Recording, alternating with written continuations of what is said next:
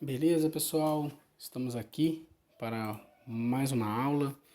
Essa aula de hoje é a complementação da aula de dinâmica, onde falaremos sobre a segunda lei de Newton e algumas forças que são importantes, né? A gente ter o conhecimento de como elas atuam. Bem, então a gente vai começar com a seguinte pergunta: por que os corpos se movimentam? Bem, e aqui nós temos algumas respostas, né? Primeira coisa é que, como vimos na primeira lei de Newton, os corpos eles se movimentam primeiro, se eles já estiverem em movimento, pois, de acordo com a primeira lei de Newton, aquele corpo em movimento ele tende a continuar em movimento, né, mantendo o seu equilíbrio, desde que a força resultante seja igual a zero. Ou, se ele estiver em repouso e for aplicada a ele uma força resultante diferente de zero, ele passa a se movimentar. Bem, aqui nós iremos trabalhar com a segunda hipótese, tá? Nós temos um objeto que a princípio tem uma velocidade qualquer, pode ser igual a zero, e a gente vai aplicar uma força para que esse objeto ganhe velocidade, ok? Então, ele ganhando velocidade significa que a sua velocidade foi alterada, variou em um determinado tempo. Logo, essa força produziu uma aceleração. O princípio da dinâmica, ele diz que quando é aplicado uma força em um corpo, essa força ela produz uma aceleração que é proporcional ao valor da força. Significa que quanto mais força, mais aceleração. Porém, essa aceleração é inversamente proporcional à massa do objeto. Isso quer dizer que quanto maior for o objeto, menos ele vai acelerar quando aplicado uma força igual. Nós vamos tentar resumir isso que a gente falou da seguinte forma. Bem, você tem uma mão empurrando uma caixa. Essa mão está representando uma força de uma unidade. Quando você dobra a força, você tem o dobro de aceleração. Deu para entender? Agora, quando você tem a mesma mão empurrando uma caixa e você dobra a massa da caixa, quer dizer, agora você tem o dobro de caixas, a sua aceleração será a metade. Beleza? Então, continuando, o princípio da dinâmica, que é a segunda lei de Newton, ela diz que a mudança do estado, né, de equilíbrio de um corpo, né, a mudança do estado de movimento dele, é proporcional à força que foi imprimida. Ou seja, a aceleração ela é proporcional a essa força. E essa aceleração, ela terá a mesma direção da força. Significa que, ó, por exemplo, que se a força está para a direita, essa força para a direita vai resultar em uma aceleração para a direita. Lembra lá do desenho dos carrinhos que eu mostrei a aceleração para a direita e para a esquerda? Eu disse que uma aceleração para a esquerda era fruto de uma força para a esquerda? Pois bem, aqui isso explica muito bem, tá? E como que a gente vai calcular o valor dessa aceleração, ou calcular o valor da força, ou calcular o valor da massa? Como essas três grandezas se relacionam, né? Essas três grandezas aqui, ó. Deixa eu pegar aqui a canetinha. Força, massa e aceleração. Bem, a força é igual a massa vezes a aceleração. Então você tem que força, 1 newton. O que é 1 newton? 1 newton de força. 1 newton de força é a força aplicada para gerar uma aceleração de 1 metro por segundo ao quadrado em um objeto de 1 quilograma de massa. Tá? Então você precisa de 1 newton de força. Outra medida de unidade para força é o quilograma força, tá? Essa unidade eu não passei para vocês ainda, tá? A gente utiliza ela um pouco mais no primeiro ano, mas seria 1 quilograma força é aproximadamente 10 newtons, tá? A cada 10 newtons é 1 kg-força. O que seria o quilograma-força? É a força necessária para sustentar um objeto de 1 kg pendurado, né? Como se eu tivesse que segurar esse objeto de 1 kg, eu faço uma força de 1 kg-força. Beleza? Continuando então, o que seria a força-peso?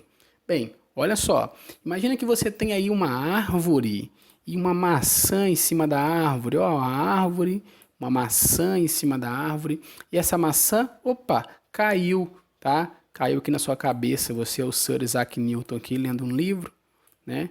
Cabelos longos, né? Se usava na época, não sei, pelo menos nas fotos ele tá de cabelo longo. Caiu aqui a maçã na cabeça dele, puf! Ora, peraí. Se essa maçã caiu, ela saiu do repouso e ganhou velocidade. Então existe uma aceleração. Beleza, existe uma aceleração. É a aceleração da gravidade. Essa maçã tem massa. Beleza, tem massa. Né? Eu consigo colocá-la na balança e medir a massa dela. Se eu tenho uma aceleração, essa aceleração é fruto de uma força. Então existe uma força de atração aqui, ó, que é a força gravitacional. E como é que eu chamo essa força? Eu chamo ela de força-peso. Bem, o que é a força-peso? Força-peso é a força de atração, no caso aqui, entre a maçã e a Terra, tá? A Terra que está aqui embaixo, a maçã é atraída para a Terra. Diferente de massa, tá, galera? Não vamos confundir. Massa e peso são grandezas diferentes. A massa, ela representa a quantidade de matéria que tem no corpo. Quanto mais matéria, quanto mais átomos, moléculas, partículas, maior a massa, tá certo?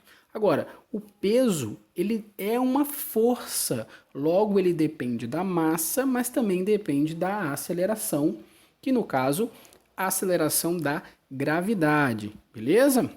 Então, olha só, pelo princípio da dinâmica, se peso é uma força, nós temos que ele também pode ser descrito pela equação força igual a massa vezes aceleração. E no caso, peso é igual a massa vezes a aceleração da gravidade, que é G. P igual a mg, tá? A gente vai calcular daqui a pouco o nosso peso, tá? Utilizando essa equação. Aqui é só para vocês conseguirem identificar a relação das gravidades de alguns corpos celestes que podem aparecer em alguns exercícios. Bem, o mais usado aqui, obviamente, é a da Terra, que é 9,8, a gente arredonda para 10, tá? Tem exercício que já fala, dado G igual a 10, ponto, arredondou para 10. Dado G igual a 9,8, opa, não arredondou, melhor, arredondou para 9,8. Então, a gente sempre vai ter no exercício o valor da gravidade.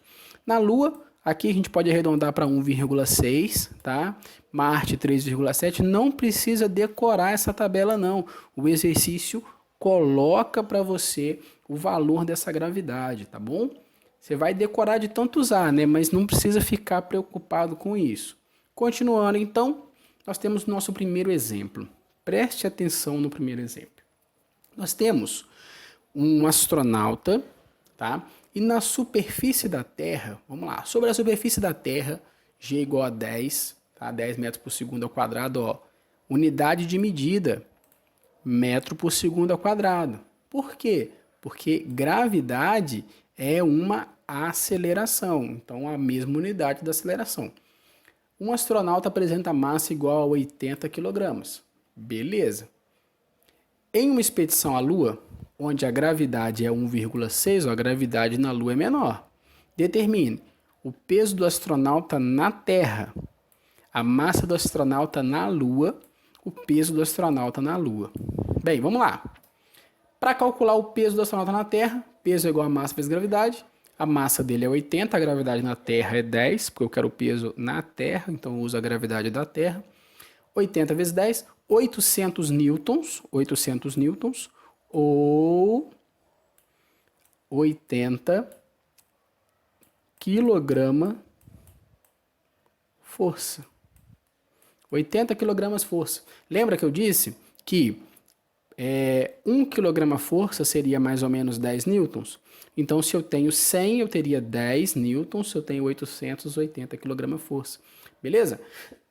Agora, isso aqui dá para a gente entender o porquê da confusão, né, de peso e massa. Porque esse astronauta ele tem 80 kg de massa e 80 kg força de peso. Então, quando pergunta assim para mim, Rafael, quanto você pesa? Aí eu falo, eu peso 80 kg força. Mas o força a gente fala bem baixinho assim, né, para não ficar, pra pessoa, senão a pessoa não vai entender, né? A gente fala bem baixinho e pronto. 80 kg força. Não falei errado, tá? Não falei errado, porque eu usei outra unidade.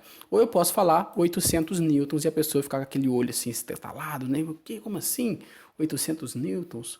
Por quê? Porque peso é uma força, tá? Eu não posso falar que eu peso 80 kg, porque 80 kg é medida de massa. Agora vamos continuar. A massa desse astronauta na Lua. Beleza, e agora? Como é que faz? Bem, a massa é a quantidade de matéria. E a quantidade de matéria do astronauta não muda. Gente, preste atenção. A não ser que o astronauta perca um braço ou uma perna na viagem, ele vai chegar lá com os mesmos 80 kg que saiu da Terra. Beleza? A massa é a mesma em qualquer lugar do universo. A não ser que ele perca aí um braço, um dedo, né? Aí ele perde umas graminhas se ele perdeu o dedo, perde uns quilinhos se ele perdeu o braço, tá bom? Então vamos continuar.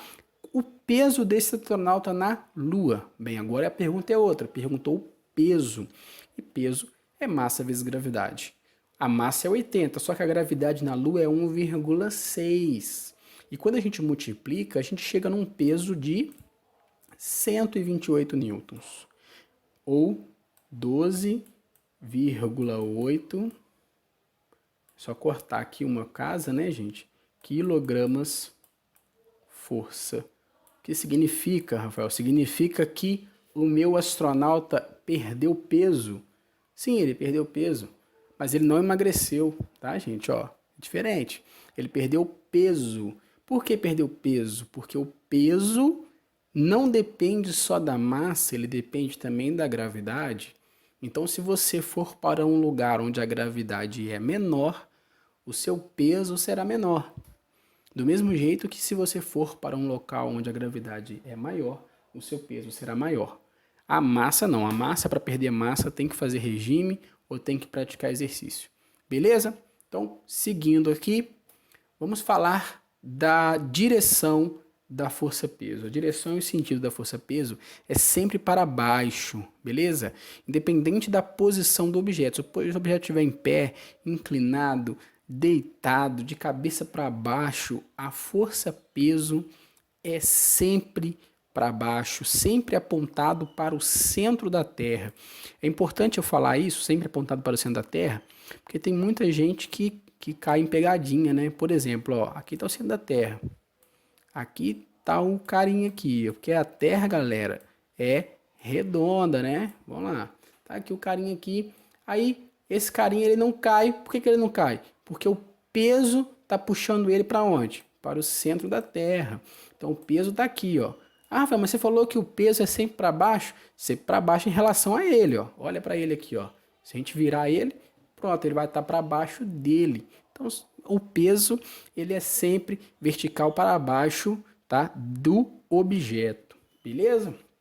Continuando, então, outra força que é muito importante é a força normal. O que é a força normal? Bem, para começar, eu vou mostrar aqui essa animação que vocês vão entender. Eu tenho um bloquinho, esse bloquinho está suspenso no ar e eu solto ele, então ele começa a cair. Só que ele não cai para sempre, ele cai até atingir uma superfície. E aqui ele para de cair. Bem, se ele para de cair, vamos comigo. Ele está em repouso. E ele continua em repouso. Então a força resultante é igual a zero. Ah, mas eu tenho uma força aqui para baixo. Como é que essa força resultante é igual a zero? Simples. A superfície faz uma força para cima para equilibrar esse peso. E essa força é chamada de normal. Então, o que é a força normal? A força normal é a força que a superfície faz para equilibrar, tá, esse peso aqui ou qualquer outra força que esteja atuando na direção da superfície, beleza? E essa normal, gente, ela é sempre perpendicular à superfície. Ela forma um ângulo de 90 graus, assim, ó, tá? Eu vou mostrar aqui na figura, vocês vão entender.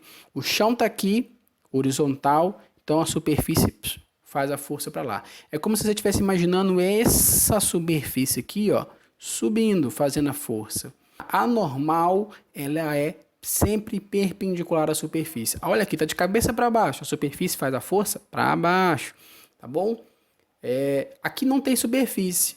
Se não tem superfície, o que nós temos? Nós temos que se não tem superfície, não tem normal. Por que não tem normal? Porque não tem nenhuma superfície fazendo força normal. O objeto está caindo. Okay? Agora vamos lá, determine o valor da normal. Gente, isso aqui é muito fácil, é tranquilo. Nós temos um bloco de 10 kg, tá? Então vamos aqui, ó, 10 kg. Se ele tem 10 kg, peso é igual a massa, que é 10, vezes a gravidade da Terra, que é 10 também. Então o peso aqui é igual a 100 newtons. Beleza, 100 newtons de peso. Então esse objeto está descendo aqui com a força de 100 newtons, 100 newtons para baixo. Só que ele está parado. Se ele está parado, quanto que tem que ter para cima de força? Isso mesmo, 100 newtons. Então a normal aqui vale 100. Beleza? Esse aqui é fácil, ó. O objeto não está apoiado em lugar nenhum. Quanto vale a normal? Normal vale 0, porque não tem superfície. Esse aqui, ó, o mesmo bloco, tá? Então o peso continua sendo 100. Então nós temos aqui, ó, 100 newtons para baixo. Só que esse objeto não está caindo porque tem uma força aqui para cima de 150. Vamos desenhar o diagrama de força aqui para a gente entender. Eu tenho 100 para baixo e 150 para cima.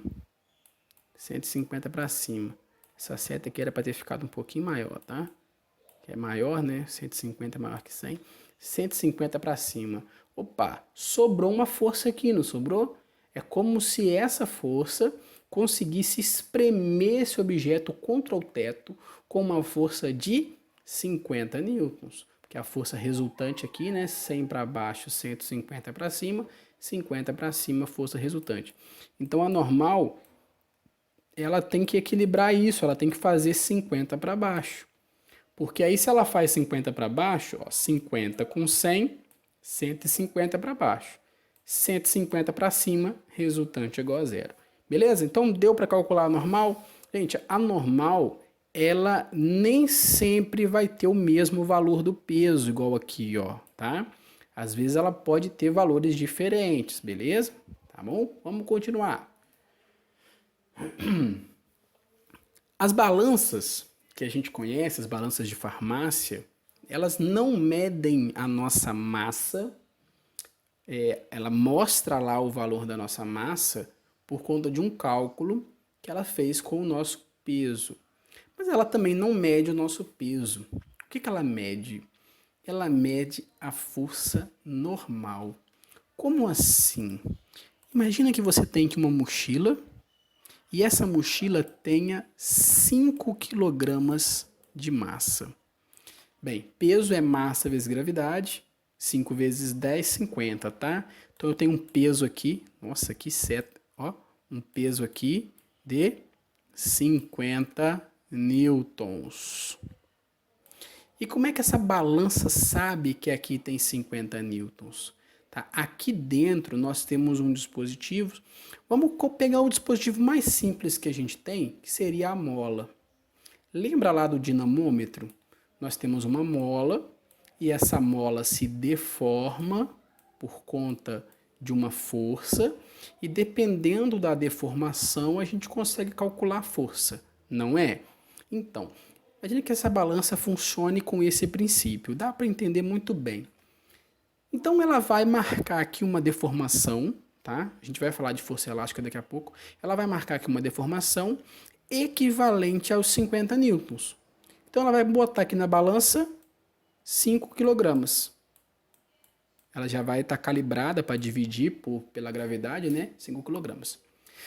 Só que se você for um pouquinho esperto e quiser enganar essa balança, você pode pegar essa mochila e fazer uma força para cima, sei lá, de 30 newtons. Bem, pensa comigo, essa balança vai marcar 5 quilogramas?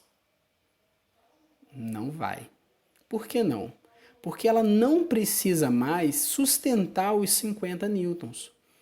Essa força que a balança tem que fazer aqui para cima, para segurar essa mochila, não vai ser de 50, vai ser de 20. Porque, ó, 50 para baixo, você já está fazendo 30, a balança só tem que fazer 20. A balança, ela vai ser responsável por fazer o valor da força normal, porque a balança é a minha superfície, né? Então a balança, ela vai medir o quê? Ela vai medir o valor da normal. E como a normal aqui é 20, vai estar marcando na balança 2 quilogramas. Então você vai ter enganado aí a balança, tá? Deu para entender, pessoal?